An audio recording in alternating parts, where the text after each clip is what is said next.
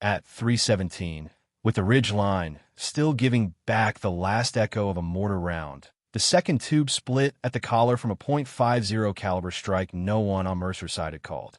Lieutenant General Nathan Mercer was still tracking the flash point, 1,842 meters across the basin and 210 meters above the valley floor, when the woman rose from the dust with an M82 balanced low against her shoulder, as if 13.5 kilograms of steel were a familiar inconvenience.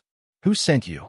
Mercer demanded, because Joint Task Atlas had launched with 22 operators, 2 medics, 1 interpreter, and no one who looked like her. She did not answer him. She was already down behind the rock again, left knee folded under, right boot dug in a shale, cheek resting against the rifle's cone with the patience of someone waiting for weather to finish doing what weather always did. The wind on the basin floor was moving east at 6 knots. At the ridge, 11. Mid-slope, where the heat still bled out of black stone after midnight, the current turned against itself and lifted in slow ribbons Mercer could see only when moonlight caught the dust. The woman waded through all 3 layers as if she had measured them before she arrived. Colonel Daniel Rourke, face streaked with dirt and cordite, dropped beside Mercer and looked at the rifle, then at the woman, then back toward the basin where the mortar crew had vanished behind their shattered tube. "She wasn't on the bird," he said. Mercer knew that already. He remembered every load manifest because he had signed them himself at 14:10, again at 18:40, and once more at 22:05 after Washington changed the mission window by 47 minutes and pretended it was not a change. There had been no woman on the paper, no alternate sniper package, no late attachment from Langley or Norfolk or Tampa. There had been no extra oxygen bottle, no additional drag bag, no slot for the Barrett she was carrying. Then she shifted the rifle 3 degrees left and fired again. The flash on the opposing slope vanished. A spotter's optic went dark. Something metallic cartwheeled down through rock and scrub, ringing twice before the basin swallowed the sound. Rourke stared at her hands. Mercer did too, not because they were steady. A lot of trained hands were steady. It was the economy of them. Her support hand did not grip the fore end. It rested there, fingers open, touching the rifle only enough to register vibration. Her trigger brake was clean, but what stayed with Mercer was what happened after it. No chase, no correction snatch, no quick glance to confirm damage. She already knew where the round had gone. Behind them, one of the corpsmen was trying to keep Staff Sergeant Vega breathing around blood and collapsed lung tissue. 40 feet downslope, their interpreter had both hands pressed into a shattered calf to slow an arterial leak. The basin below was still alive with men who had not yet understood they had lost their mortar, their spotter, and the upper half of their fire plan in 14 seconds. The woman pulled the empty magazine, checked the follower by touch, and seated another without looking. Moonlight reached her then. Mercer saw a face younger than the rifle suggested, no more than 28 or 29, with windburn high on the cheeks and an old scar crossing the heel of her left hand in a pale crescent that disappeared into her sleeve. Her hair was braided tight to the nape and cut off at the collar. Her nose had been broken once, not recently, and had healed 2 millimeters to the right. The callous line on her trigger finger was thick and old. The knuckles of her right hand were marked with 4 small white ridges, parallel and precise, like healed cracks in porcelain. She looked like someone who had been learning one exact trade for a very long time. Another mortar round lifted from the basin. Mercer heard the tube before he saw the flash. So did she.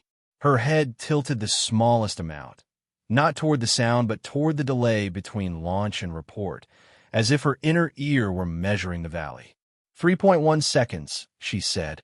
Her voice was level, younger than Mercer expected. Western American, flattened by years elsewhere. The round passed high, 40 meters over the ridge, and broke against the rear slope in a burst of orange-white sparks. Rourke turned to her. "How did you know that?" She worked the bolt catch with her thumb, though the rifle did not need it. Habit, because he flinched on ignition. Ooh, the loader. She was already back on the glass. Mercer had spent 34 years in uniform, 11 of them at sea, 9 in special operations, for inside rooms where wars were explained on screens by men with dry cuffs and press collars. He had watched Olympic biathletes, Marine snipers, Afghan shepherd boys who could read a ridgeline better than a satellite. He had watched his own men do things that stopped language for a while. What unsettled him now was not that the woman was good. Good had shape. Good could be filed, measured, and named. This was something else. This was recognition without introduction. A minute later, the mortar fire stopped entirely. The basin, which had been all concussion and grit and shouted bearings, went still enough for Mercer to hear one pebble roll away under her boot. This was the first thing Mercer would remember years afterward.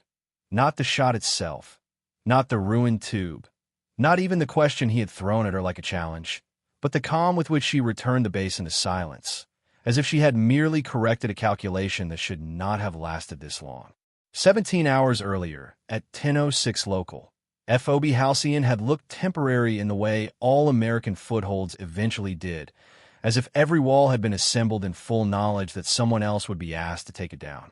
The base sat at 2,328 meters on a shelf of hardpan and shale 14 kilometers west of the derrick spine, boxed in by HESCO, razor wire, and the white geometry of satellite dishes that turned slowly through the cold. There were 4 hangars, 2 fuel bladders, 11 climate-controlled shelters, and a chapel made from a retrofitted container no one had painted over. The morning wind came off the east ridge at 18 knots.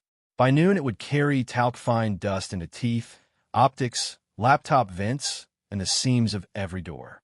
Mercer stepped out of the command trailer into the light and paused long enough to let his knees settle. He was 61. The left one had collected shrapnel outside Basra in 2003 and still spoke first in the cold. He was not supposed to be back in a forward operating base with body armor hanging half-fastened and 2 phones vibrating in separate pockets. He had retired 26 months earlier to a house on the Chesapeake with a dock, 1 grandson, and a promise to his daughter that he would stop walking toward gunfire as a matter of habit. Then Admiral Hollisvane had called at 4:20 Eastern 3 days ago and said he needed someone who remembered Black Orchard without saying the name out loud. Mercer had not liked the fact that Vane knew exactly which memory to touch. The mission, as briefed on paper, was narrow. A systems engineer named Dr. Fard Nori, age 52, educated at Sharif and Lausanne, had defected from Orpheus Strategic with a storage module containing 18 months of traffic from an uplink site in the Carif Basin. Orpheus called itself a logistics and security contractor. Mercer had seen the satellite overlays, the procurement chains, the shell charities, and the pension vehicles in Delaware. Orpheus moved hardware no government wanted traced, guarded facilities no legislature had voted on, and hired men whose previous employers no longer existed in any clean sense. Nori had gone aground at a weather station abandoned in 1998, elevation 2,941 meters, with 1 laptop, 1 encrypted drive, and, according to the intercept that had reached Washington 9 hours late, a ledger tied to disappearances stretching back 23 years. That last number had changed the room. Mercer had been given 22 operators drawn from Naval Special Warfare, Marine Raiders, Air Force Special Tactics, and 1 intelligence package, so compartmented it arrived in fragments. Officially, he was there as senior advisor.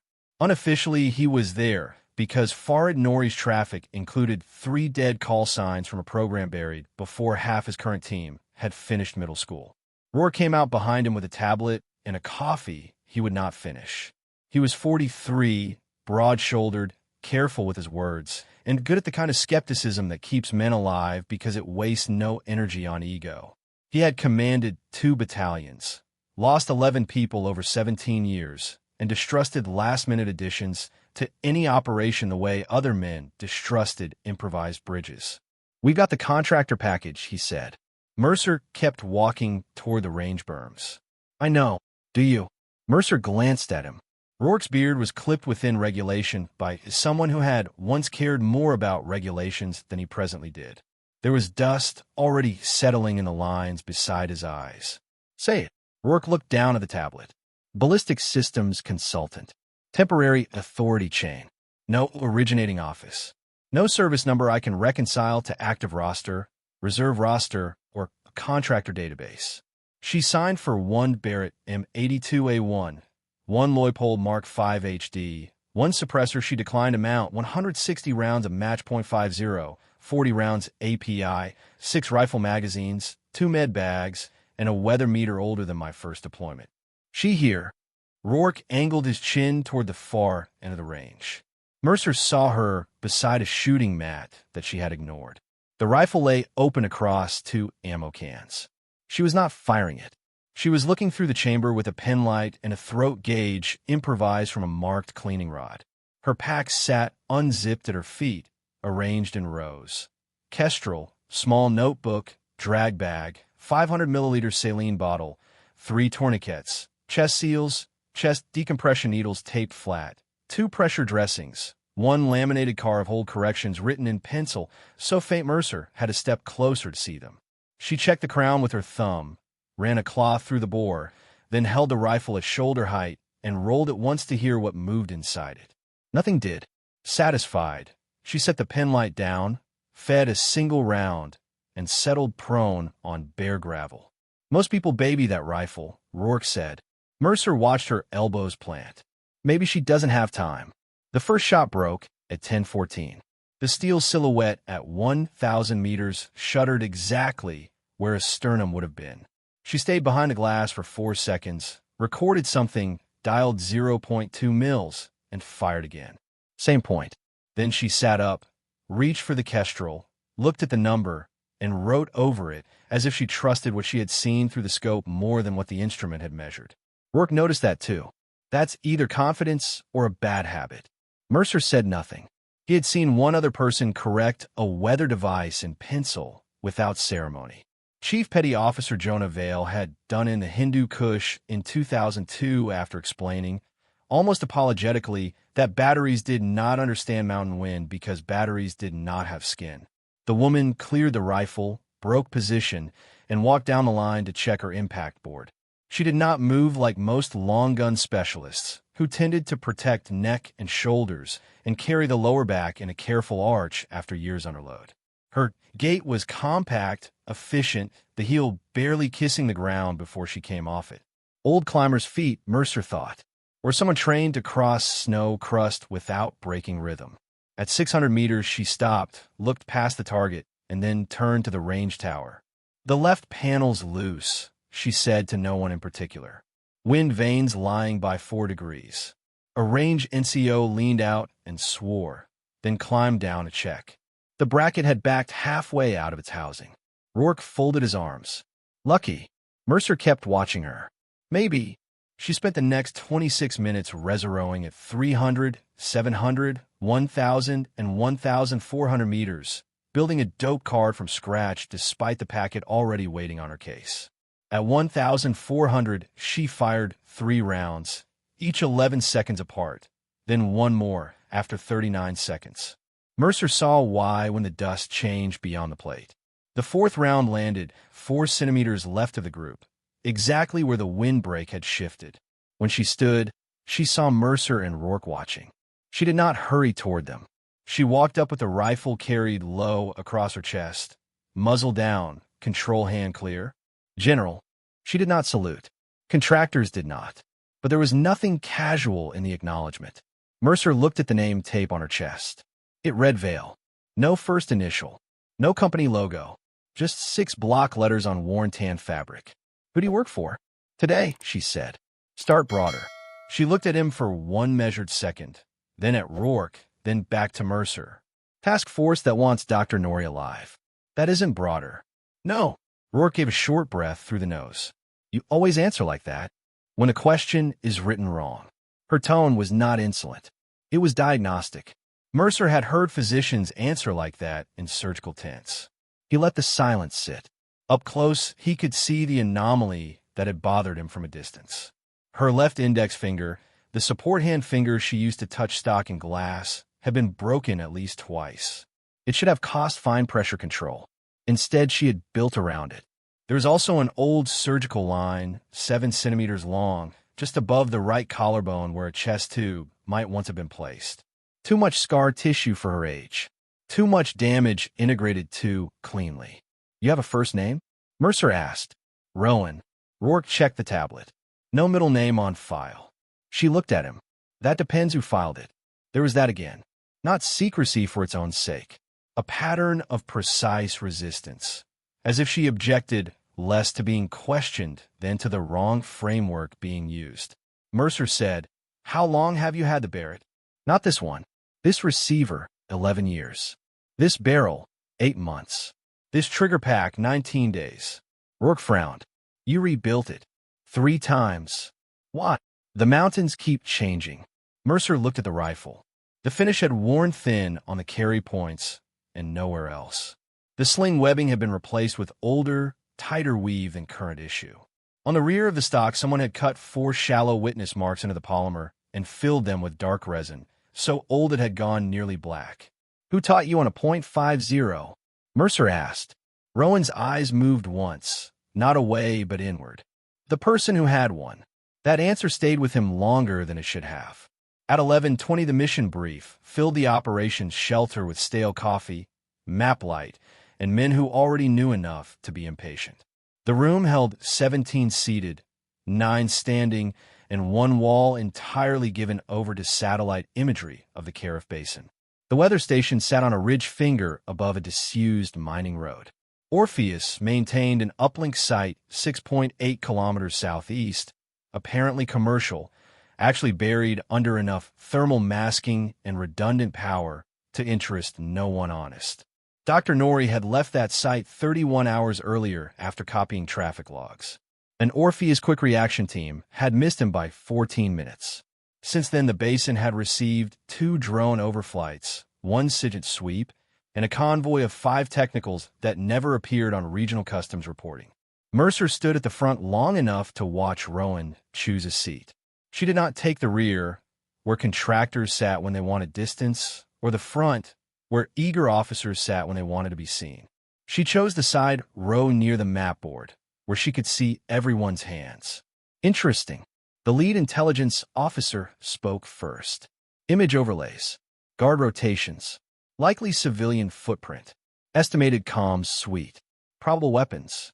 Mercer had watched briefings like this become a narcotic. Numbers accumulated. Risk sounded containable. Men began to think because there was a slide for something, there would also be time for it. Rowan said nothing for 18 minutes. Then the intelligence officer enlarged the northern approach, a scree slope leading to the station from a dry wash. "That route is wrong," Rowan said. No one answered immediately. The room had learned not to indulge interruptions from people with unclear paperwork. The officer said, "Explain." She stood and stepped to the screen. "Close up." Mercer saw a faint white line at her jaw he had missed outside, disappearing under the ear. "Old blade or old glass?" She pointed, not at the route, but 200 meters above it to 3 pale scars in the slope. "Shadow angle at 640 and 710 is inconsistent. These aren't runoff cuts. They're foot traffic on a switchback under loose rock. Same path used at least 4 times in the last 9 days. See the dark patch here, here, and here. That's disturbed shale holding cold longer than the surrounding face." The intelligence officer zoomed in. The room leaned forward. Rourke said, "Could be goats." Rowan shook her head. "Goats wander. This is interval discipline. Same spacing. Roughly 5 meters between climbers." Mercer watched the young captain at the console go still as he understood she was right. Once seen, it was obvious. 3 vertical interruptions, each too regular for animals, too narrow for erosion. "Alternate sentry path," the captain said. "Or fallback exfil," Rowan said. "But not empty terrain."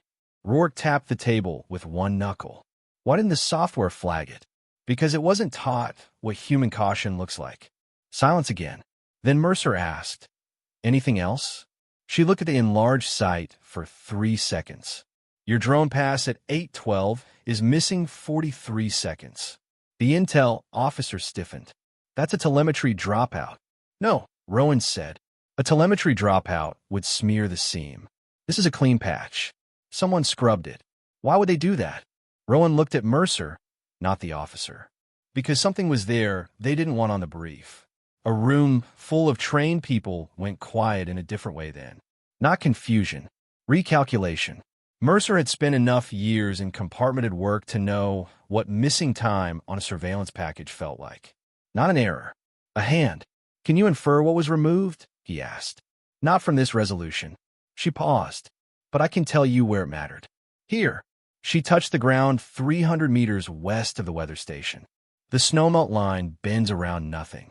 That means there was thermal mass. Truck, generator, or parked airframe. Bigger than a pickup. Gone by the next pass. Rourke looked from the screen to Rowan, and some of the air went out of his skepticism, though not all of it. Mercer respected him more for that.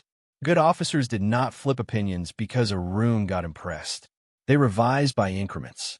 After the brief ended, Mercer found Rowan outside the shelter with a pencil and a folded paper map, transferring her corrections by hand. The wind had picked up to 24 knots. Dust moved low and fast along the ground. From a motor pool came the flat metallic ring of a wrench dropped onto concrete. Why paper? Mercer asked. She did not look up. Because batteries quit. We carry extras. Paper still wins. He stood beside her long enough to see the map markings. Not standard symbology. Her own shorthand. Minute numerals beside saddles and cut lines. Wind arrows layered by hour. 3 tiny XS at points where sound would collect. 1 curved mark beside a ridge finger that meant nothing to him until he realized she had drawn line-of-sight dead space for a prone shooter. Where'd you learn that notation? She capped the pencil with her teeth, then thought better of it and used her fingers. Family business. There was again. A partial answer with load-bearing weight hidden under it. Mercer said, You have family in this region? No. Military? She folded the map once. Some of them were. Some of them. Mercer filed the phrase away. At 1340, he saw her asleep, sitting upright on an ammo crate in the shade behind the signal's tent, rifle case under one hand, chin tucked, boots planted. Not collapsed. Parked. At 1406, she opened her eyes and stood in one motion before the watch sergeant reached her. How long? Mercer asked the sergeant after she walked off. 26 minutes, sir. At 1510, she was in the maintenance bay, checking the helicopter cargo netting. Not because it was her job, but because the mesh knots had been tied in 2 different directions, and one of the heavy rifle cases would roll under negative pitch. At 1544, she corrected a medic on the placement of a chest seal in high sweat conditions. At 1603, she asked for an extra saline lock kit and a roll of zinc oxide tape. At 1627, Mercer saw her standing alone by the Hesco wall, face turned toward the mountains, eyes fixed not on the ridgeline itself, but on the gap between 2 peaks where haze moved in alternating bands. Range estimation, he thought, or memory. At 1700 hours, Rourke stepped into Mercer's office carrying a thin paper folder. She's clean and not clean, he said. Mercer sat back. Useful distinction. No birth certificate in the system before age 11. Foster registry in Montana from 2009 to 2012. Then guardian transfer sealed by federal order. 1 hunting citation in Wyoming at 14. Juvenile record scrubbed.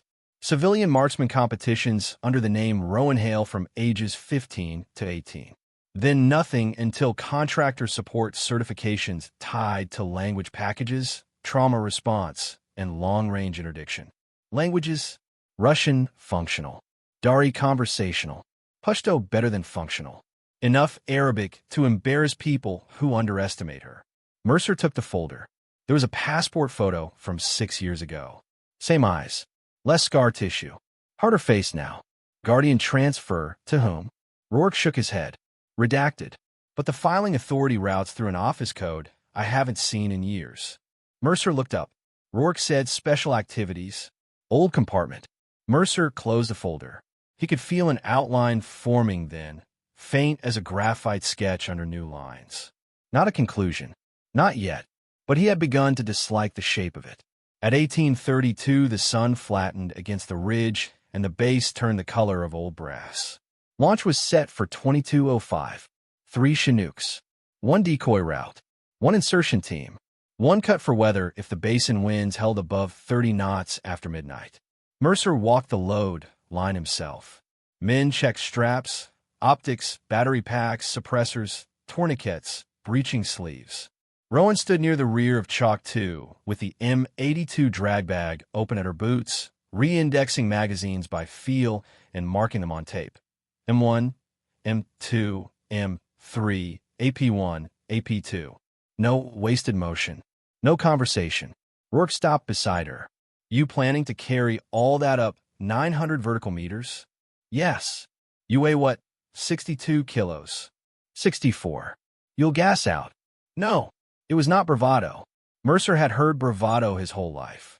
It tended to inflate the voice around the edges. Rowan's voice got smaller when she was certain. Rourke pointed at the Barrett.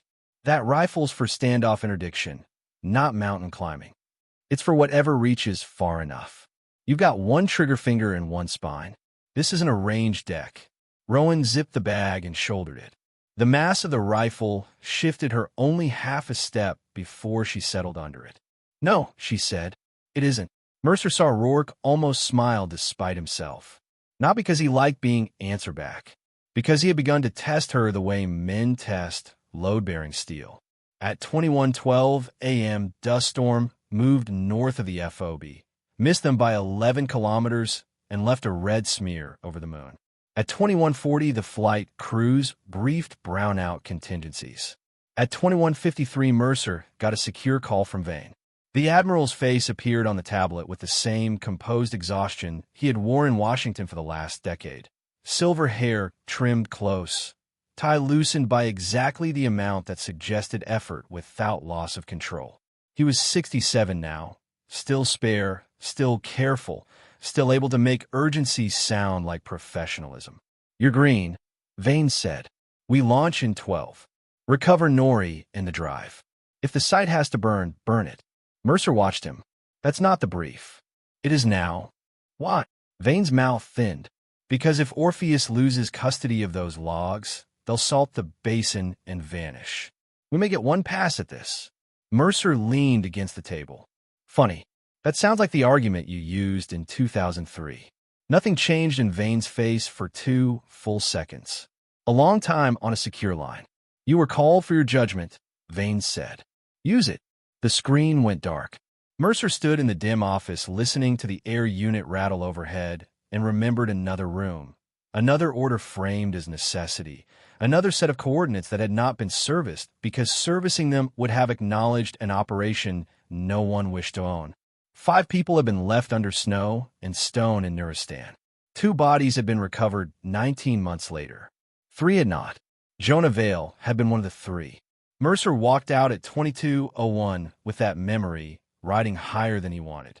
The flight north took 41 minutes. Rotor wash shook dust out of the mountain shadows and sheets. Mercer sat webbed in beside Rourke and watched the cabin lights flick between green and darkness as the Chinook crossed 3 ridge systems and 1 river valley. Rowan sat opposite them with the Barrett between her knees and her eyes closed, though Mercer did not think she was sleeping. Every 6 or 7 minutes, when the aircraft banked or climbed, her thumb moved against the rifle's receiver in a 4-count pattern. Tap, pause, tap, tap, pause, tap. A code, maybe, or an old metronome for breathing. At 22:48, the crew chief gave the 2-minute signal. Rowan opened her eyes before the light changed. They hit the landing zone at 22:51 on a hard shelf 5.2 kilometers west of the basin. Elevation 2,771 meters. Temperature 1 degree Celsius. Wind gusting 19. Insertion was clean except for 1 roll of a cargo net and the scream of loose shale under 6 pairs of boots moving off too fast. The climb began immediately. Mercer had done enough night movements in mountains to know the first hour lies to everyone. Adrenaline handles the grade. Packs still feel theoretical. Oxygen debt arrives later and starts collecting with interest. The team moved in staggered file across a rib of black rock, up through broken talus, then onto a traverse cut so narrow 1 bad step would have fed a man 80 meters downslope. Rowan stayed in the rear third, not because she was weakest, but because the rifle case widened her profile and she was compensating for it with clean geometry, shoulder to rock, hips turned, weight always over the uphill foot. At 23:36, the point man froze and raised a fist. Mercer sank where he stood. Night vision flattened the world into green plains and white edges. He could hear nothing except breathing and the small clicking tick of cooling stone. Rowan moved up 2 bodies without being asked. She crouched beside the point man, studied the ground for 5 seconds, then said, very quietly, "Don't put any weight on your left." The point man glanced down. Mercer came forward. There, just ahead of the boot toe, lay what looked like a natural scatter of fist-sized stones. 3 pale, 2 dark, 1 half-buried under grit. Rowan touched none of them. She shone no light. She simply pointed 14 centimeters right at the lead rock. Mercer saw it then. A filament so fine it was more absence than object, catching one edge of the night vision glow where it disappeared into lichen. Rourke whispered, "Tripwire?" Rowan shook her head. "No tension. Pressure transfer. He steps left, these settle, wire draws, initiator pulls from under the rock shelf." "How many charges?" Mercer asked. "Minimum 2. Likely more under the fall line." The sapper crawled up, probed with mirrored lens and gloved fingers, and after 90 seconds looked back over his shoulder with a face that did not need translation. 2 anti-vehicle mines repurposed under cut stone, plus a secondary fragmentation chain buried downslope. Enough to turn the traverse into a landslide and bury anyone below it. Rourke looked at Rowan, then at the otherwise empty path. "How do you see it?" She answered without looking at him. "No goat pellets. No drift. Ground's too clean." The sapper disabled the trigger in 11 minutes. No one spoke during those 11 minutes, except for bearings and hand signals. When movement resumed, the line stepped around the deadfall, one careful body at a time. Rourke fell in beside Mercer. That path would have taken half the stack. Mercer kept his eyes uphill. "Yes." And no one on imagery caught it. "No." Rourke was silent for a while. Then he said, "I've seen this before." Mercer turned his head. "Not her," Rourke said. "This kind of field craft. Old stuff. Pre-drone. Men who assumed batteries would fail." Mercer looked toward Rowan's back, moving ahead in the dark. The outline had edges now. He still would not name it. At 042, they reached the observation shelf west of the basin. The weather station sat below them, a squat rectangle of poured concrete and corrugated roofing clinging to the ridge. 2 outbuildings, 1 mast, 1 generator enclosure. Heat signatures, 6 outside, 3 inside the main structure, 2 in a lower shed. Too many for Nori alone. Too few for a full Orpheus team. Mercer glassed the northern slope. There it was, the hidden switchback Rowan had pointed out on the screen, faint but real under starlight, with one man posted 40 meters above the visible route and another lower, both where the brief had placed no one. She lay prone 3 meters to his left, behind the Barrett, whispering numbers into a small recorder with the battery, cover taped shut. Range to upper sentry, 612. Lower, 488. Generator box, 731. Main door hinge line, 704. Mast insulators at 699. Dry wash mouth, 1,106. Mercer said, "You memorize or record?" "Both." "How many can you hold?" "Enough." The assault window opened at 108. The plan was simple because simple survived first contact better than elegance did. One team would cut the upper sentries. One would breach the station, secure Nori, copy and bag all physical media. Rowan would remain on overwatch with Mercer and a 2-man security element, controlling the north slope, the wash, and anything heavy that came up the mining road. At 111, the upper sentry folded without sound. At 112, the lower sentry did the same. At 113, the breach charge took the weather station door off its hinges, and the basin woke all at once. Automatic fire stitched the roofline. Someone inside threw a flashbang blind through a shattered side window. One of Mercer's raiders went down on the threshold with fragmentation in the neck seal and kept moving on his elbows. Rourke entered on the second man. Rowan was on the glass, calling movement so quickly the words nearly became numbers. Window right. No shot. Stairwell heat. 1 descending. Shed door opening. Range 543. Weapon long. Standby. She fired once. The shed door slammed shut on the man behind it. Runner north slope. Range 603. Missed. Correction 0.3 up. Second shot. The runner vanished into the scree. Mercer heard the breach team call Nori secure at 116, and then, 8 seconds later, heard someone yell that the drives were missing. That was when the first explosion hit. Not from the station. From below the ridge, west edge, where no one expected contact for another 20 minutes. A shaped charge punched into the security position under Mercer's feet and lifted him hard enough that the world went white at the edges. He hit rock, rolled, tasted blood, and came up half-deaf in the right ear. Rowan was already moving. A fragment had sliced through the top of her right sleeve, darkening fabric from shoulder to biceps, but she ignored it long enough to drag Staff Sergeant Vega behind a boulder by the plate carrier handle. Vega's breathing was wet and fast. Chest hit. Rowan tore open his front panel with trauma shears, slapped a vented seal over the entry wound, found the exit wound under the scapula, sealed that too, then jammed a needle into the 5th intercostal space on the right side, with a speed Mercer associated with emergency rooms, not ridge lines under fire. Air hissed out. Vega got one full breath. Then Rowan packed her own shoulder. Combat gauze.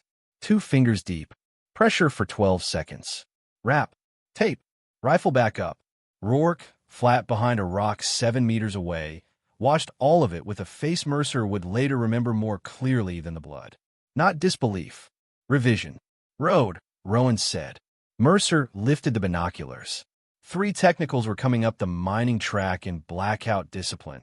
Lights off, engines muted, spacing 60 meters apart. He checked his watch. 1:19, too fast. Someone had known their insertion time. Can you stop them? Mercer asked. Rowan settled behind the Barrett again, right arm bound tight against recoil it had no business taking. Yes. No ceremony. Just that. She ranged the lead truck at 1,126 meters. Held 0.6 for wind, 0.2 low for angle, and fired. The round struck just forward of the windshield, where engine block met frame. The truck jerked sideways and died in the road, nose angled against the cut bank, blocking the others. Second truck tried to reverse. Rowan took the front axle at 1,184 meters. Metal burst. Tire shredded. The vehicle sagged hard to the left. Men bailed out into the wash. She did not chase bodies. She shot what mattered. The radio antenna mount, the machine gun pintle, the rear differential housing when the third truck tried to push through the blockage. Below, muzzle flashes multiplied in the darkness. From the weather station, Rourke came up on comms. Norrie's alive. No drives. Repeat, no drives. Mercer felt the old dread then, the one he knew from missions that had been built around a truth arriving half an hour too late. Search everything. Already doing it. Rowan looked up from the rifle, eyes narrowed toward the basin floor. Mortar team. South lip. 2 men. They're setting at the bend. Mercer swung the binoculars and caught only movement. Range. First tube, 1,793. Second, 1,842. They have pre-cut plate divots. How long? 40 seconds. That was when the story caught up to the moment Mercer would remember. The first mortar tube flashed. The round climbed. Rowan broke the shot on the second tube before Mercer could complete the order he was about to give. Steel struck steel somewhere, down in the dark. The collar split. 2 men vanished in dust. She cycled, shifted, and took the spotter's optic before the echo came back. Then Mercer, hearing his own voice as if someone else had lent it to him, demanded, "Who sent you?" She gave him no answer because another problem had appeared. At the station below, 2 raiders emerged hauling Fard Norrie between them, his left leg dragging. He was thinner than the file photo by at least 9 kilos, beard gone mostly white, eyeglasses cracked and taped at the bridge. In his right hand, he clutched a weatherproof pouch no bigger than a paperback. Rourke shouted up the ridge, found it. Then a burst of machine gun fire cut the air under him and tore chips from the rock face. Rowan shifted the Barrett and stopped the gunner with 1 round through the mounted weapons feed tray. The impact snapped the receiver open and sent the belt spilling into the road like broken chain. Mercer crawled to a better angle and saw Norrie stumble. One of the men supporting him went down with a calf wound. The route from station to Overwatch was now exposed to the wash, the road, and a line of rock shells Mercer had not liked since first light. Too many vectors. Too little time. Bring him up. Mercer shouted. Negative route, Rourke called back. We're channelized. Rowan was already looking left, past Mercer, to a rib of stone that seemed to go nowhere. What? Mercer asked. There. She pointed with 2 fingers. Old runoff cut. Not visible from the road for 40 meters. Steep but passable. If they move now, single file. Mercer saw nothing. Then he saw it. A seam in the rock, blacker than shadow, slanting behind a lip of broken shale. Rourke heard it too and did not argue. He pivoted the exfil on her word and started hauling Norrie toward the hidden cut while rounds snapped against the lower slope. Mercer's security men laid what cover they could. Rowan stayed exposed an extra 6 seconds to kill a shooter crossing the wash, and then another trying to flank the runoff line from above. A new burst caught sparks off the stone beside her cheek. One fragment opened the skin under her eye in a line, so fine Mercer only noticed it because blood tracked straight down and hung from her jaw. She wiped nothing away. Can you still see? Mercer asked. Yes. It was the kind of answer that admitted only the required fact. Rourke's group reached the runoff cut at 1:27. Norrie stumbled again. Rowan took one look through the glass and said, Stop. Mercer's stomach tightened. What? Upper shelf. Left of the cut. He's waiting for the third man. Mercer searched and saw only rock. She fired once. A body rolled out of darkness, hit the shelf edge, and bounced twice before vanishing into the ravine. No one on comm spoke for 3 full seconds. Then Rourke said, Move. The retreat up the ridge became mechanical. Climb, drag, cover, breathe. The dead weight of gear grew with every meter. Norrie nearly fainted at 1:34, recovered, and kept going because Rowan told him, without looking away from the basin, if you stop here, they only have to remember one place. He moved. Halfway to the exfil shelf, Vega's chest worsened again. Rowan handed the rifle to Mercer for the first time and knelt over the sergeant. She cut away the tape, checked seal integrity, decompressed a second time, then braced his head against her knee and counted his respirations with her lips moving soundlessly. Blood from her shoulder dressing had soaked through and was running down her forearm into the cuff of her glove. Your arm, Mercer said. It's attached. Barely. It's enough. She took the rifle back and resumed overwatch before he could answer. At 2:06, when the first extraction bird called 9 minutes out, Mercer saw something on the Barrett he had not noticed before. Rowan had shifted position to engage a final cluster of movement near the disabled trucks, and moonlight caught the underside of the receiver where the finish had worn thin at the magwell. There, just above the trigger housing, almost hidden under oil and years of handling, was a stamp no armor outside one dead compartment should have known. BO/7. Black Orchard. Team 7. Mercer felt the cold change inside him. He had signed for 12 weapons under that designation in May of 2003. One Barrett had gone to Jonah Vale because Jonah preferred anti-material glass for mountain interdiction and because, in his words, if he was going to carry a rifle that heavy, it ought to be able to solve arguments through engine blocks. Jonah had died on paper 23 years ago. His rifle had not. Mercer looked at Rowan's face, at the old chest tube scar, the repaired finger, the 4 witness marks in the stock filled with black resin, and the way she thumbed the receiver in a 4 count between shots. Not a code. A habit inherited from someone he had once known well enough to miss. Below them, the basin still burned in 3 places. Above, the extraction lights were coming in low over the western ridge. Rowan settled behind the rifle one more time and said, almost to herself, he kept the original trigger. Mercer stared at her. The question had finally found its name. He still could not make himself speak it. Mercer knew the name before he let himself think it. The rotor noise thickened over the ridge. The extraction bird was 90 seconds out, running dark until the final approach, its position lights killed, its belly still invisible against the mountain. Below them, the basin smoked in 3 separate places. One technical burned at the engine block. Another leaked fuel in a widening black fan across pale stone. Far Norrie knelt in the runoff cut with both hands around the weatherproof pouch, breathing in short, disciplined pulls through a nose that had been broken more than once. Rowan lay behind the Barrett with blood soaking the right sleeve of her field shirt, the old stamp on the receiver catching moonlight each time the rifle recoiled. Mercer crawled the last meter to her left. Whose rifle is that? She stayed on the scope for another 2 seconds, finished the sight picture, and only then looked at him. Up close, in the wash of a chem light someone had cracked and shoved under a rock. He could see how pale the blood loss had made her face. The cut under her eye had stopped flowing. The shoulder wound had not. "My father's," she said. Mercer did not move. "Say it." Jonah Vale. Her eyes returned to the glass. Black Orchard, Team 7. Lost at Grid November Kilo 214 by 771 on May 14, 2003, though lost was a cleaner word than the one in the weather file. Rourke had come up beside them without Mercer hearing him. He stared at Rowan as if some long argument inside him had just been settled by a number.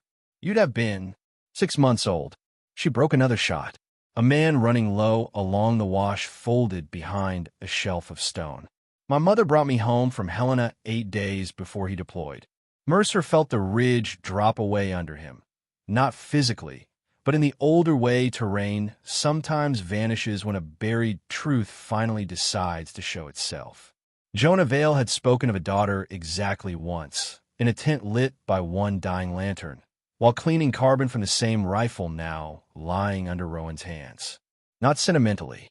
Jonah had not been built for that. He had only said he wanted the child to learn one thing early, that attention was love in a usable form. Then the radio had pulled him back to work. 36 hours later, Black Orchard had gone bad in snow and cloud and politics. Mercer said, "Your mother's name?" "Eleanor Cadevale." Rowan's left hand moved to a fresh magazine. "Signals analyst. Air Force attached. Died in a freeway rollover outside Cheyenne when I was 11. There was black ice at 6:12 and a truck driver 14 hours over legal limit." She fed the rifle and settled again. 2 generations. There it was. A single-line truth, and the whole structure shifted around it. Rourke looked from Mercer to Rowan and back. "You knew." "No," Mercer said, and hated the thinness of the word. Norrie had heard enough to lift his head. Even in moonlight, Mercer saw the recognition land in the man's face.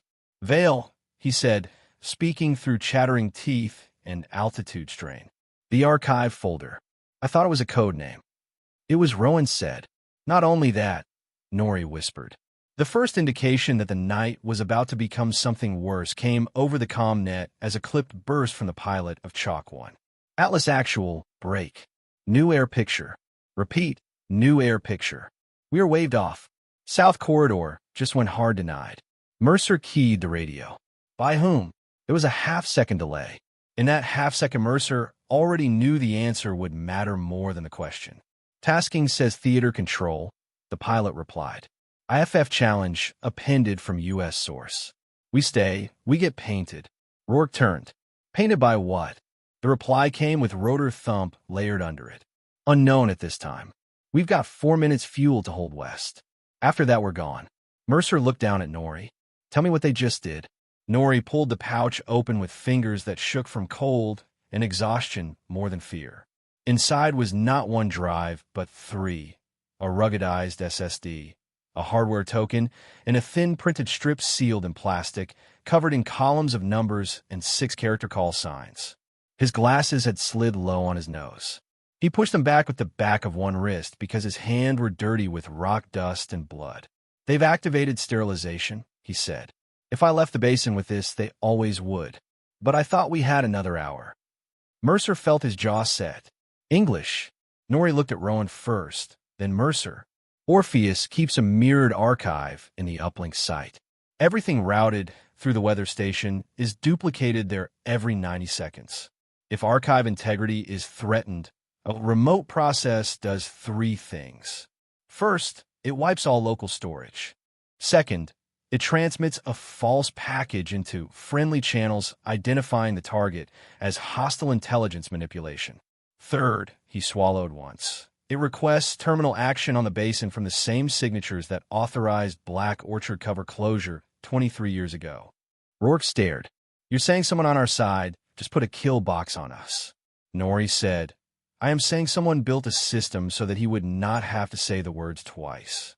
The ridge seemed to go very quiet around that sentence. Wind moved over the shale. One of Vega's breaths rattled in his chest, and then eased. Far below, something in the burning truck suspension gave up with a sharp metallic crack. Mercer asked, "How long before the mirror wipes?" Nori checked the strip in the pouch. "The next burst sync is at 2:21. Wipe at 2:23 if no cancellation handshake arrives first. Terminal action can occur any time after confirmation, depending on platform." Mercer looked at his watch. 2:09. 14 minutes. There it was. Rourke crouched lower. "Can we cancel from here?" Nori shook his head. "No line. The uplink site has a directional mast and buried fiber. Manual access only. Two-factor cancellation. My token and local route command. Distance: 6.8 kilometers from station. 2.4 from this ridge in direct line, but no direct foot route." Mercer had already turned toward the southeast. The Orpheus uplink site lay beyond one false summit and a saddle of rotten shale, out of sight from where they were. Rowan reached for the folded paper map she had kept tucked under her chest rig all night. She spread on the rock and pinned the corners with magazines. "Line of sight exists from the north spur," she said. "Not from here." Mercer looked. The spur was a broken tooth of basalt half a kilometer higher and 1.1 kilometers east along a knife-edge traverse. She pointed at a contour line and then at a narrow notch between two ridges.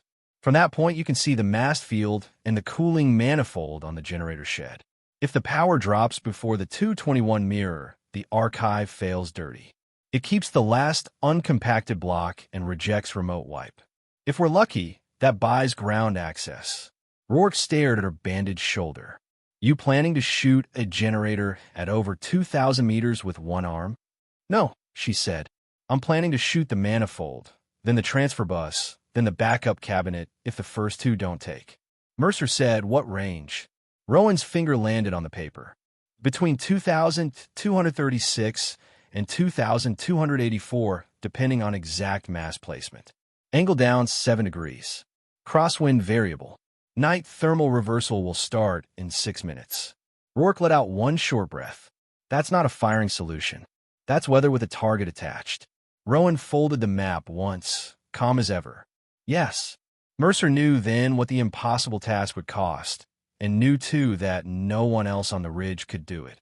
The M82 was not a romance weapon. At that range, with a wounded shoulder, steep angle, alternating cross-slope gusts, and unknown barrel temperature after a hard firing sequence, it was arithmetic performed through pain.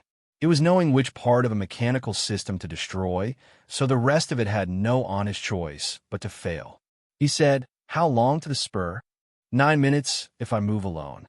12 with a spotter. 15 with a security tail." Rourke answered before Mercer did. "You're not moving alone." Rowan looked at him. For the first time since Mercer had met him, Rourke did not test her statement, did not challenge the premise, did not do the useful work of skepticism.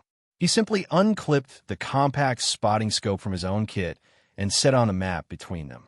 "I'll spot. A small thing. Enough." Mercer made the decision in 3 seconds because there was no honorable way to stretch it into 4. "Do it," he said. "Security element with them.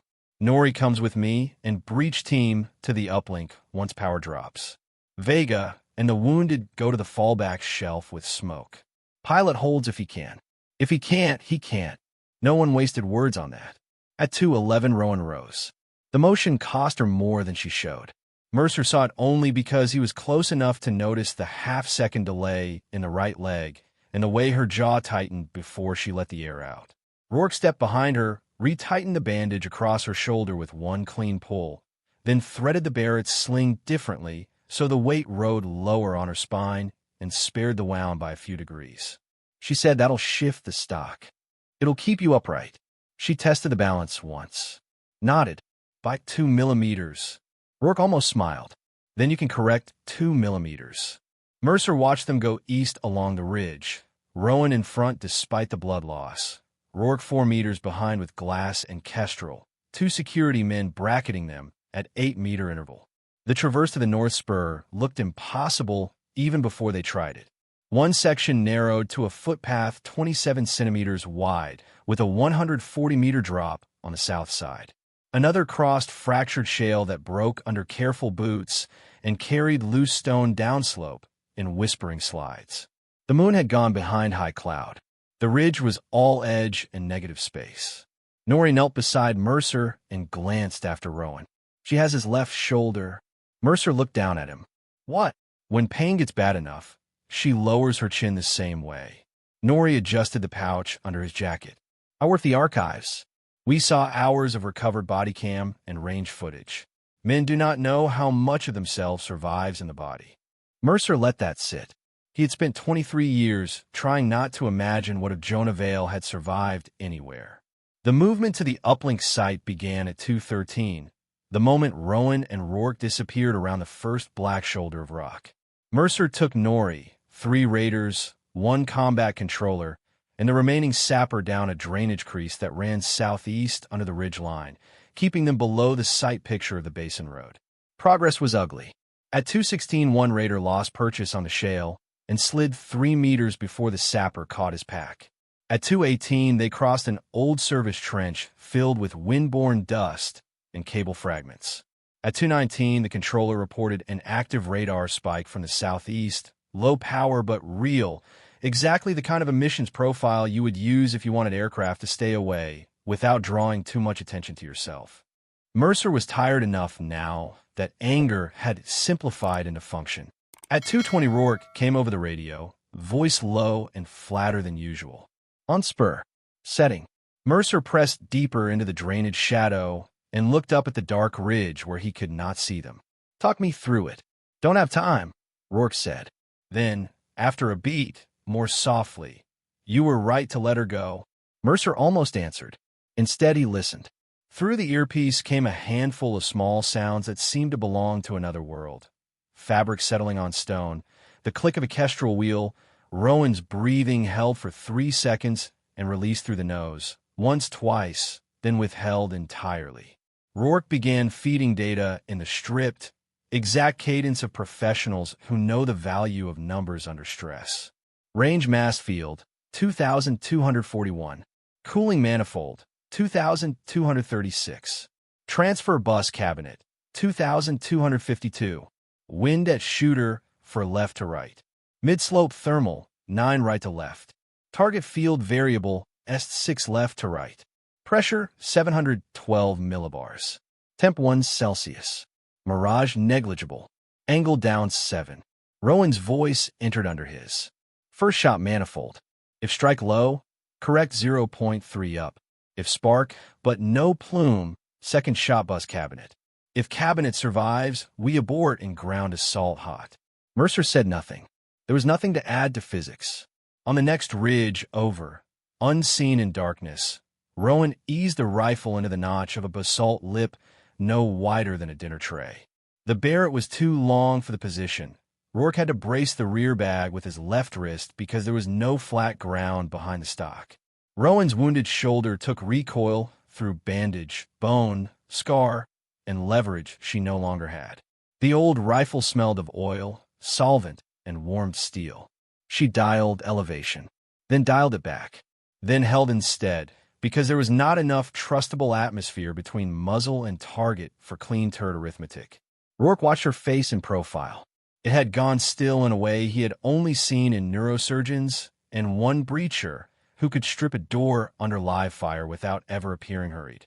Her lips moved once. Mercer heard it on the open mic. Father's dope was 1.1 high in cold air after 12 rounds. Rourke did not ask how she knew. You're on 15. Barrels newer. By 8 months. She glanced at him just once. Another small thing. A skeptic no longer requiring proof. He rechecked the glass. Manifold visible. Wind just shifted. I know. She settled but into the pocket Rourke's sling adjustment had spared. Took the first stage. Stopped. Waited through one false lull. Took the second stage. The M82 fired. At 2,236 meters, the first round crossed 2.8 seconds of air, arriving late enough that Mercer had time to hate the wait. Then the eastern darkness erupted in a hard white blossom low against the ground. Steam or coolant or both burst upward in a vertical sheet. A heartbeat later came the deeper flash inside the generator shed as something hot met something unplanned. Rourke said, "Impact. Low right edge. Plume. Power still on." Rowan cycled. Chambered. Held 0.2 left of where the first spark had taught her the lie of the wind. Second shot. This time the flash came from the transfer cabinet, a square orange fist punching through sheet metal, followed by a chain of popping blue arcs that skipped along the buried conduit toward the mast field. 2 lights went out. 1 stayed. "Back up live," Rourke said. Rowan had already shifted. There was a guard running now between the masts, too late to change anything. She ignored him. The cabinet beside the antenna array was smaller than it needed to be, which meant either laziness or confidence. She broke the shot at the exact instant the last mast beacon flickered against the dark, using its light to define the edge of the box. The third round struck, and the uplink sight went black. Then silence. Even over the radio, Mercer heard it. The absence of current, the death of motors, the end of the soft, industrial hum on which secret systems depend. The basin, the ridge, the entire southeast face of the mountain seemed to hold still around that one subtraction. Rourke breathed out. Only then. Sight dark. A single sentence. Then nothing. Mercer keyed the mic move. The ground assault closed the last 600 meters in darkness, broken only by chem lights kept hooded in fists. Without sight power, the uplink compound was a geometry of black fences and paler stone. The controller cut the chain on the western service gate at 2:24. The sapper found a secondary contact alarm and killed it. Inside the first prefabricated hut, they found 2 contractors, both alive, both deafened by cabinet blast, and too disoriented to fight effectively. In the second, they found servers stacked in ruggedized racks, cooling fans spooling down, and a manual lock on a steel cage marked with a shipping company name Mercer recognized from old Senate testimony and newer lies. Norrie saw the cage and lost 10 years from his face all at once. "That one," he said. The token in his hand shook as he inserted it into the local console. The system wanted 2 passwords and a biometric confirmation. Norrie gave it 3 things it had not expected: his credential, his living finger, and a refusal to panic. He worked with the speed of someone who knew time down to the second, because time had been turned against him long enough to become intimate. Mercer stood over his shoulder, rifle canted low, while the controller watched the sky through a shattered slat in the hut wall. At 2:27, the first archive directory opened. Not a document dump. A burial ground. Folders by year. By program. By region. By shell company. By call sign. Mercer's eyes moved once over 2003 and stopped dead on Black Orchard/TK 7/closure. There were 41 files inside that subdirectory. Mission brief. Weather diversion request. Satellite stills. Internal legal memo. Denial template. Casualty estimate. Payment authorizations to a logistics cutout that would, 8 years later, become Orpheus Strategic under a new board and the same invisible money. Norrie opened one audio file without asking permission. The voice that filled the hut was young enough to hurt. Team 7, this is Vale. We're at 9,600 feet and climbing. Snow line came early. Anders has a broken ankle. Repeat, broken ankle. We need the second bird before first light, or we are static. Jonah. Mercer gripped the frame of the console so hard the old scar in his hand woke up. The recording continued. A burst of static. Another voice in the background. Wind against the mic. Tell Mercer the west face won't hold after 5:20. Mercer closed his eyes for 1 second and opened them again because memory under fire was still a luxury. Norrie said, "There are more." He opened the legal memo instead. It was dated May 15th, 2003, 6:14 Zulu, and carried a routing line Mercer had not seen in 2 decades. Admiral Hollis Vane, then a captain with 1 star still years away, had recommended closure of rescue options due to deniability risk to a strategic relay architecture under development in theater. The relay architecture had an internal prototype name, Orpheus. Rourke came into the hut at 2:29 with Rowan behind him. Both were streaked with dust, and rock powder. Rowan's bandage had bled through entirely now. Her right hand had begun to tremble, not from fear but from post-recoil damage and blood loss, the sort of involuntary tell she could not order away. She saw the open file, saw Mercer's face, and did not ask what it said. She already knew enough. Rourke took one look at the memo and went quiet in the deliberate way of a man making space for something larger than anger. Norrie said, "There is also contemporary routing. The sterilization request came not through theater control. It came through a private custody chain masked inside theater control. Same authorizing certificate lineage. Same individual." Mercer looked at the top of the screen where the current metadata sat, time-stamped at 1:58. H. Vane. Justice delayed. There was two, not abstract anymore, not historical, not clothed in committee language. Just a decision carried forward for 23 years because systems were cheaper than conscience. The controller turned from the broken slat. "Sir, radar spike just died. Air picture clean for the moment." "For the moment," Mercer said. He looked at Rowan. She had set the Barrett carefully against the server rack, as if returning a long-used tool to a place of temporary rest. Her face showed almost nothing, but Mercer saw the pulse in her throat too fast and the sweat at her hairline despite the cold. "What did you come here for?" he asked her. The question was different now. No accusation in it. No demand for paperwork. Only the late need for truth.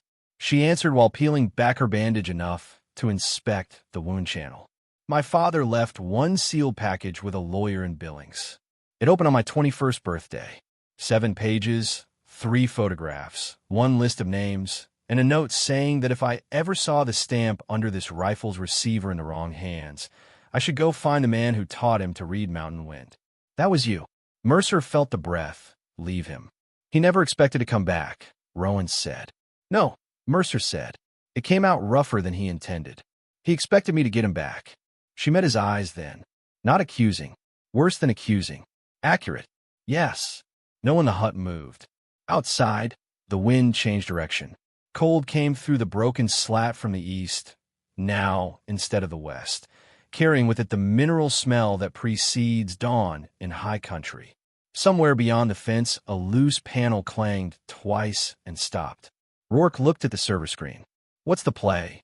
Mercer made it because men were bleeding and dawn was not far, and the truth had already spent too long waiting for better conditions. "We copy everything," he said. "Redundant sets. One with Norrie, one with me. One transmitted now to every oversight channel I can force awake. Then we call Vane on the sight line and let him hear what survived him." Norrie nodded once. "I can do all but the forcing. I'll handle the forcing." At 2:36, Mercer used the uplink site's hardline because hardlines made line more difficult. He opened a secure multi-party bridge with the Inspector General's Crisis Duty Desk, Naval Criminal Investigators, the Office of General Counsel, and one deputy secretary he trusted to understand evidence when arrived ugly and late. He said only what was necessary. Compromised operation, active blue-on-blue sterilization chain, archival proof attached, live principal available. Then he called Hollis Vane on the same line. The Admiral answered on the 4th ring.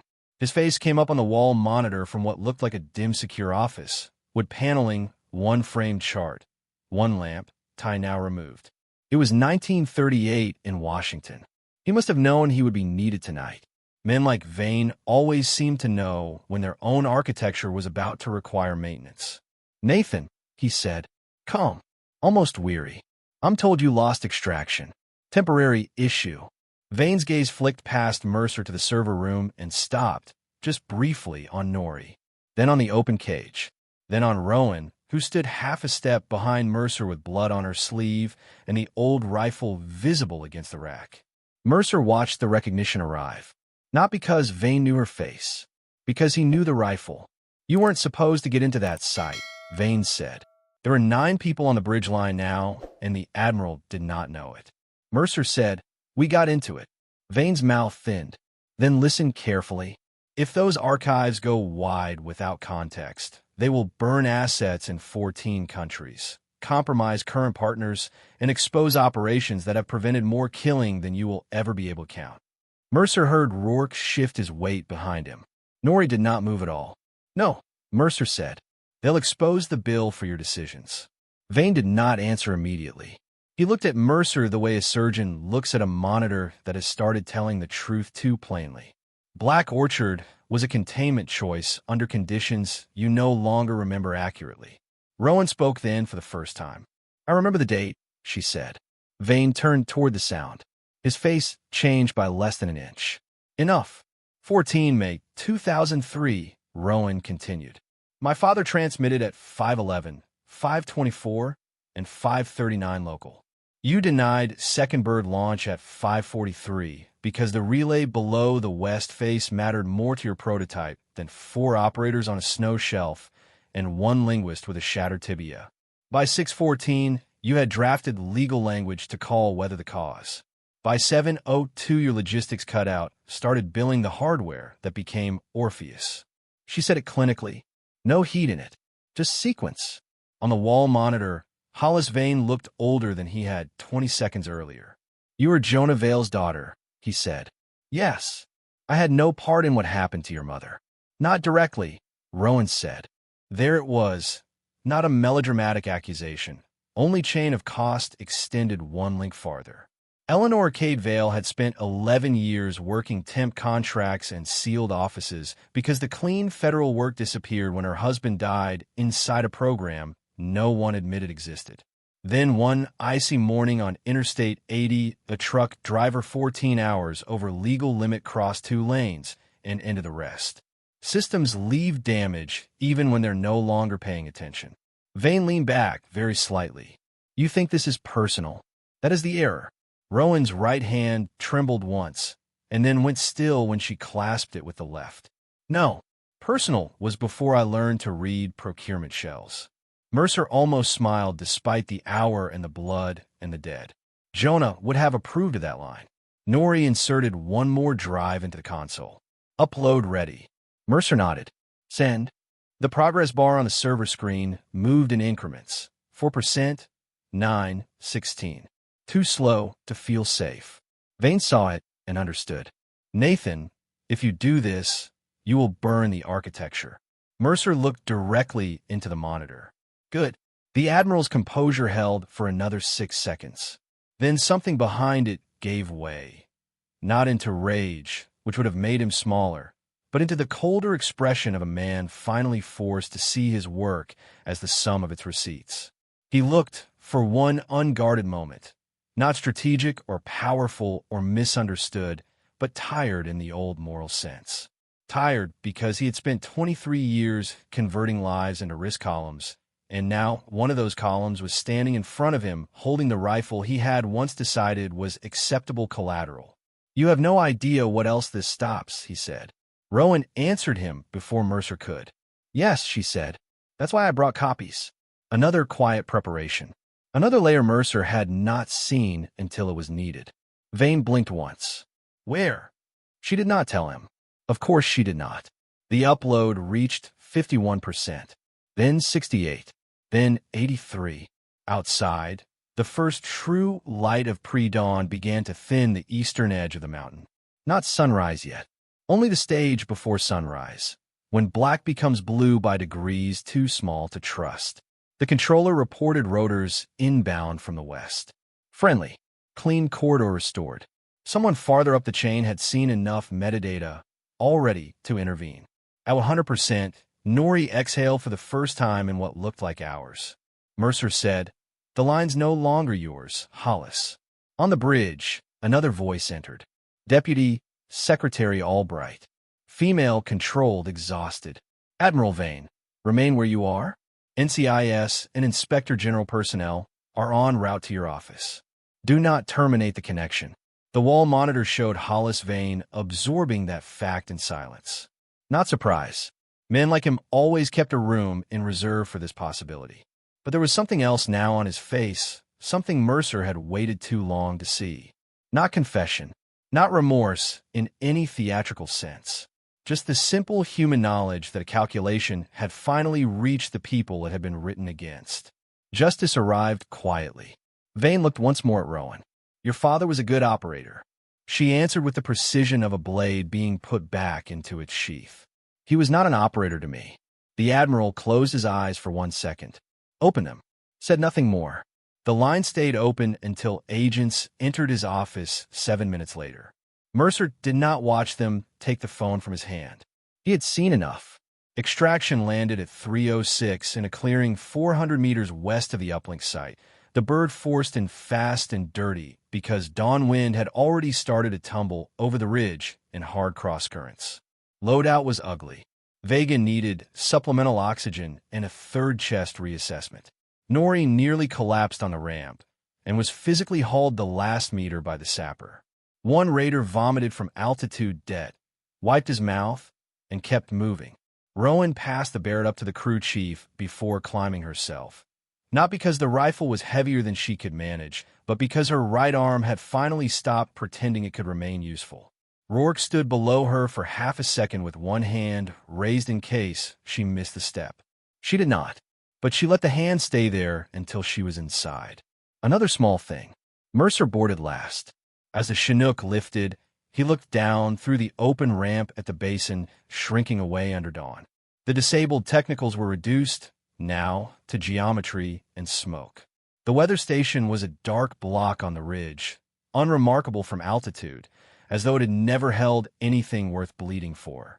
Beyond it lay the shelf, where Team 7 had once waited for rescue that did not come. The mountains did not remember ethically. They only kept shape. Rowan sat strapped to the bulkhead with her eyes closed and her wounded arm immobilized against her chest. The corpsman had cut away the soaked sleeve, cleaned the channel, and put in 8 internal sutures and 17 external staples without enough anesthetic to be kind. She had accepted the needle, the thread, the pain, and the compression dressing with the same stillness Mercer had first mistaken for indifference. It was not indifference. It was a style of endurance taught too early and maintained too long. At 3:17, almost to the minute of the moment with which the night would later be told back to itself, the Chinook banked over the western ridge, and the first sunlight hit the Barrett where it lay secured to the cabin floor. The receiver stamp flashed once and vanished. Mercer sat opposite Rowan and, for the first time since the question on the ridge, understood the answer in full. No office had sent her. No chain of command had produced her. She had been sent by accumulated debt, a father left on a mountain, a mother folded into the cost of secrecy, a program hidden under shell companies and later renamed respectable. And she had come armed not only with the old rifle, but with years of methodical preparation, languages, trauma medicine, mountain weather, procurement law, observation, each skill another inheritance converted into use. What a person can do is who they are. There was as plainly as the dawn. Back at FOB Halcyon, the first 11 hours passed in the bureaucratic violence that follows real violence. Debriefs, evidence custody, wound checks, chain of command calls, armed watches posted around communication nodes that had been ignored yesterday and suddenly mattered today. At 5:42, a M-Secure courier team took possession of 2 archive copies and failed to conceal their urgency. At 6:15, Theater Legal arrived by tilt rotor. At 7:03, the first official cable described the night as an unauthorized integrity escalation within a private contractor custodial lane, which Mercer marked up in red ink until it resembled truth. Rowan spent 4 hours in the surgical container while a reserve trauma surgeon cleaned the wound track, confirmed no retained fragments remained near the brachial plexus, and told her she had 6 weeks of restricted load-bearing if she wanted use of the arm beyond age 40. She said only, understood, which Mercer suspected meant she had heard the words and did not intend obedience. Nori gave 2 depositions before noon, one written statement at 13:30 and one quiet collapse at 14:05 in a folding chair outside the intel shelter when his body finally accepted that the immediate danger had changed forms. Mercer found him there with a wool blanket around his shoulders and a cup of tea cooling untouched in his hands. "You stayed," Mercer said. Nori looked up. "I spent 18 months copying ghosts in a server room. I wanted to see one become a person again." Mercer understood which person he meant. Rourke came out of the range shack at 15:10, carrying the Barrett in both hands. It had been cleared, tagged, photographed, and logged as evidence. Yet he held it less like evidence than like an object that had earned careful treatment. He saw Mercer watching and came over. "Armory wants it sealed in the contractor weapons cage," he said. Mercer looked at the rifle, and Rourke glanced toward the medical shelter where Rowan still was. "And it's not a contractor weapon." Mercer took the rifle. The weight of it reached down through his wrists and woke memories he had not given permission to surface. Jonah laughing once, very briefly, because the bipod pin had frozen in sleet. Jonah drawing wind on a ration box with a borrowed grease pencil. Jonah saying that a mountain punishes hesitation because gravity can smell it. "You revised fast," Mercer said. Rourke folded his arms. "No, I revised on schedule. I just didn't like being late." Mercer gave the smallest nod of respect. At 17:40, after the sixth secure call and the second visit from legal, Mercer went to the recovery ward. Rowan was awake, propped at 30 degrees, left hand turning a paper page in a notebook he recognized from the ridge. Not recovery notes. Wind notes. She was rewriting them cleanly, perhaps because evidence mattered more when it could survive the person who had carried it. There was a chair beside the bed. Mercer did not take it immediately. "She left me a note, too," he said. Rowan looked up. "Your mother, after the funeral details, said if I ever had the decency to stop serving architecture and start serving names, I should try to be useful to you." Rowan said nothing for a long moment. The ward around them clicked and hissed in hospital rhythms. Somewhere 2 beds down, a monitor marked pulse at 72 beats per minute. Outside, late afternoon wind hit the metal skin of the shelter in evenly spaced taps, 3 at a time. "You became my guardian for 11 months, she said at last. Mercer sat then. "I signed the papers. My wife did the useful part." "I know. Why didn't you tell me on a ridge?" "Because you needed to see the rifle first." That answer was so exact, so architecturally right, that Mercer almost laughed. Instead, he looked at the notebook in her lap. "What are you building?" She turned one page toward him. On were columns: elevation, temperature, wind lane, pulse rate, recoil degradation, analgesic timing, shot dispersion under fatigue. Another page held names, 8 of them, families of deniable service casualties Mercer knew by file, if not by face. Beside each name, she had written numbers, ages of surviving children, education gaps, medical liabilities, states of residence. "Something with longer legs than anger," she said. He kept reading.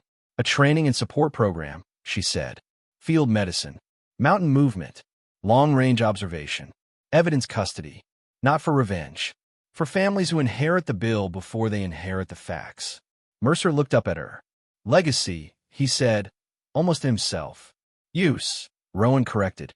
Outside the ward, the evening light had gone flat and bronze. Dust rode low across the compound at 12 knots, making the far Hesco wall shimmer. A helicopter lifted somewhere beyond the hangars and faded east. Mercer sat with her another 14 minutes and spoke, finally, about Jonah Vale in complete sentences for the first time in 23 years. Not absolution, not confession, simple things. The way Jonah checked other men's gloves for frayed stitching. The way he never trusted satellite wind over snowfield wind. The way he would roll the first round between finger and thumb before loading it. Not for luck, but for concentration. Rowan listened without interrupting. Only once did her face shift, and that was when Mercer told her what Jonah had said about attention being love in a usable form. She looked down at the notebook then, at all the columns and names and measures she had been building, and Mercer saw that she had known it already without ever hearing the phrase. 3 months later, the first public resignations arrived. Not dramatic ones. No cameras on front lawns. No handcuffs under floodlights. Just a sequence of departures described in antiseptic language. Retirement effective immediately. Health reasons, restructuring, pending review, special counsel cooperation. Orpheus Strategic lost banking access in 4 jurisdictions over 11 days. 2 subsidiaries filed for insolvency. One foundation that had spent 8 years funding resilience initiatives in mountain communities turned out to own 17% of the shell that had built Black Orchard's relay components. The architecture came apart the way old steel bridges do. First one fastener no one important notices, then another, then a sound traveling through the whole span. Mercer testified twice in closed session and once in a room with no windows where 7 senators pretended to discover shock on behalf of a republic that outsourced its conscience whenever the paperwork got difficult. He was precise, patient, and unsparing. When asked whether the 2003 closure decision had been reasonable under the conditions then prevailing, he answered with one sentence. "It was legible," he said. "That is not the same as defensible." Rourke visited Rowan during her physical therapy in Bethesda at week 7 and said very little, which suited both of them. He brought her a data card containing the shot telemetry from the North Spur, cleaned and annotated, and a corrected spotter's log in his own hand where he had written, on the last line only, "Wind was what she said it was. Small. Exact. Enough."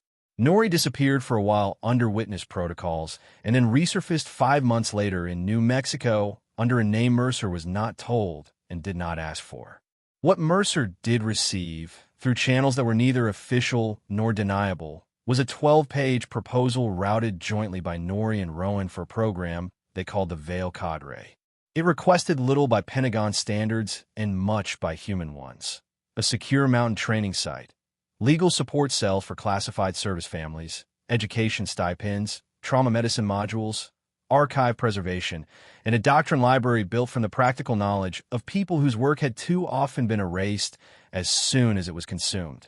Mercer signed his endorsement in 14 seconds. The site they got was not impressive. No marble, no brass plaques, just 312 acres outside Cody, Wyoming, at 2,104 meters, with one old Forest Service lodge, 3 outbuildings, a range face that could be cut to 2,000 meters if money stretched, and enough winter to teach humility. The first winter came early. Snow on October 18th. Sustained wind above 20 knots on 47 days before New Year. Exactly the sort of place where paper maps still beat batteries. Rowan arrived there in April, 11 months after the basin, with her right shoulder mostly restored and a limit she had no intention of discussing unless someone forced her into an MRI. She was 30 now by the file, and older by accumulation. She carried the Barrett in a new case and her father's notebook in the old one. The witness marks on the stock had been cleaned and resealed. The trigger pack had been replaced again, though she kept the original wrapped in oiled cloth in the lodge safe. Mercer came out that first week to watch the inaugural cadre. There were 12 trainees, ages 19 to 34. For children of dead or disappeared operators, 2 former corpsmen, 1 reserve pilot's daughter, 3 mountain rescuers, 1 dismissed analyst 2 honest for the office that had trained him, and 1 young woman from Montana whose father had died in a floodplain while guarding a convoy route no newspaper had ever named. None of them were there because someone told them they were special. They were there because Rowan had built a course in which competence had to become biography. The schedule was severe and plain. Wake at 4:50. Load movement by 5:20. Weather log by 5:35. Range math from 7:10 to 8 o'clock. Trauma drills before noon. Legal architecture after lunch. Archive handling at 1500 hours. Night navigation twice a week. Silence during certain work because quiet preserved observation. Every scene of the place had numbers in it. Elevation boards, wind flags, distance stakes, pulse checks, bleed-out clocks, bearing confirmations. Nothing vague, nothing ornamental. Mercer watched from the lodge porch at 6:12 on the 3rd morning as Rowan stood beside a weather vane that had been knocked 4 degrees off true by the night wind. She corrected it with a wrench, then waited for the youngest trainee, a 19-year-old named Eli Anders, son of the linguist whose tibia had shattered on Black Orchard's west face, to notice why the correction mattered. He did on the 2nd attempt. "Shadow is wrong," he said. Rowan nodded once. "Good. No praise beyond usefulness." Rourke arrived in June as outside evaluator and stayed 9 days longer than planned. On the fifth afternoon, Mercer found him at the 1,400-meter berm, helping two trainees stack rear bags under their stocks. He wore civilian clothes now, but still stood like a battalion commander disguised as a man trying to be ordinary. Rowan was 30 meters away, correcting a chest seal placement under simulated sweat conditions while calling wind to the line without looking up. Rourke followed her voice before he followed the class. That, Mercer thought, was the final change. Not belief, reliance.